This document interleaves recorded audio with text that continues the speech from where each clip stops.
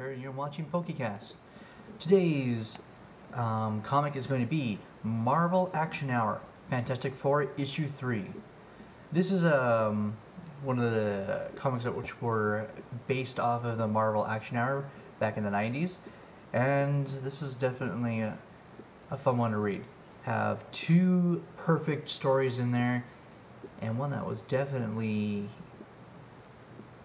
good to see. The first story takes off with Fantastic Four heading over to Rikers Island. Apparently the Puppet Master has taken over the Warden.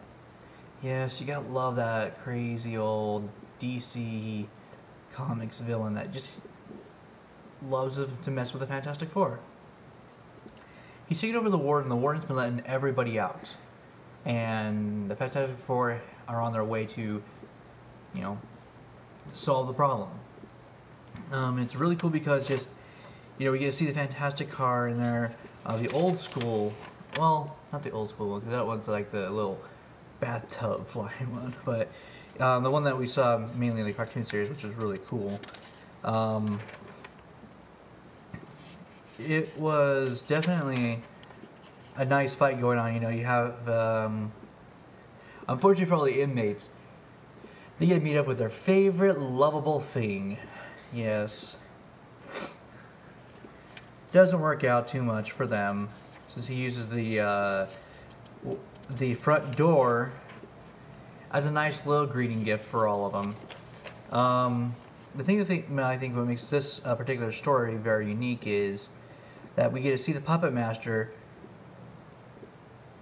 trying to use his powers to the maximum, which, it's always fun to see a villain trying to do that.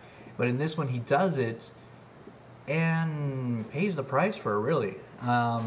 He actually makes a doll of himself and dresses it up as a king. He wants to be the king, and his goal is to have, after he takes over the world with his power, the Fantastic Four carrying him around, on a chariot.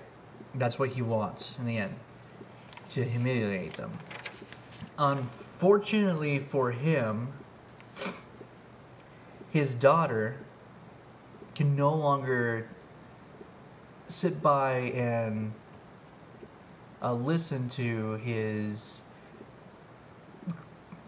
cockamamie plans and everything. So she decides to take it into her own hands and stop him. By hitting his doll away, the doll crashes through the window, and unfortunately, he falls to what the doll has commanded him to do. And when the Fantastic Four finally get there, right there's Alicia crying her eyes out. I'll leave it right there at the end of the story for you guys can read, find out what happens, because even I'm scratching my head because I know that he comes back, but is in this series, is he gone? So that's one thing that made this one very unique, is that it ends on a high note with you wondering, did they really get rid of the Puppet Master? Did DC allow this? What's going on? But nice little story, a little too quick, but not, still it's always fun. I love seeing the Puppet Master, so I was very excited to get another story with him in it. Next we get the second story, which we're all used to this one. Namor has finally decided to take arms against the surface, or at least at this point he's trying to negotiate with everybody, saying, since you guys are unfit and keep on poisoning my ocean, I am here now to conquer the surface world because you guys are unfit to live here. And of course, you have some cops. Right, okay, well, sir, you're under arrest. He has the Kraken with him, and his giant octopus dinghy. Makes quick work of the police officers, and of course you have two women there who's like, dude, you go talk to him. He's totally hot, he's totally Oz. You go talk to him. Well, if he drops the octopus, yeah, we're gonna get a date with him. We're taking him out for beers. It's like,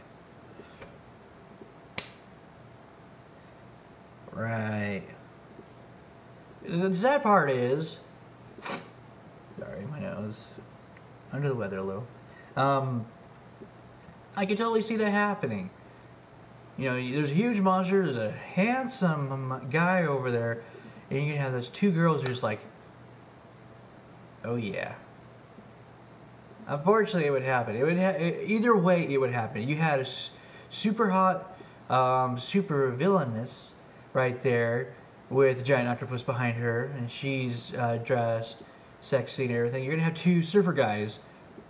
Dude, she's totally our style. You gotta get a date with her. Oh yeah, if she drops the octopus over there who's trying to kill us, I'll go and talk to her, man. You know, so either way, I thought that was really funny because it doesn't matter. Either way, this would have been there, and I thought that was unique. So, of course, Fantastic Four show up. Reed's trying to be diplomatic. The Thing is trying to, okay, it's clobbering time. And Johnny just attacks him stupidly with fire. It's like, okay, octopus just grab Flash right into the water. Yeah, Johnny lost. And this is, of course, where finally, when Sue intervenes, and I think this is unique because this is when, you know, Namor walks up to her and is like, let's see, what does he say exactly? Pardon me. He's all, he called you Susie. Susan. What a lovely name. It suits you perfectly. And of course, Johnny being, you know, the overprotective brother when you have a, at that time, an anti-hero trying to hit on your sister, attacks him, he leaves, and everything. I think it's really cool though because, and just like in the cartoon, you know, they definitely kept this true to what was there. As Sue's kind of sitting there looking out into the ocean, admiring the view, here comes Namor on a dolphin, grabbing her, putting a jellyfish over her head to give her an air mask, and taking her, you know, like, you know, come with me. Let's see, what's his exact lines? Let's see. And I will show you wonders beyond peril, beneath the sea. And you know, right there, as Namor kidnaps Susan, because he has fallen madly in love with her. It's definitely a nice little recap of the cartoon series back in the 90s. So I was very excited to find one of these. I just wish there was just a little bit more action than what was in it. So it's definitely not one of those that I enjoy reading because they did everything too fast, since it's just a recap of everything that was actually on television, so they didn't really want to go all the way. So when it comes to one to have in the collection just to have it, definitely worth getting because, you know, they're a fun one to have. But when it comes to reading, not particularly my favorite. So this has been a review on Marvel Action Hour, Fantastic Four, Issue 3. Hope you guys have enjoyed. This is Disco saying ciao and sayonara.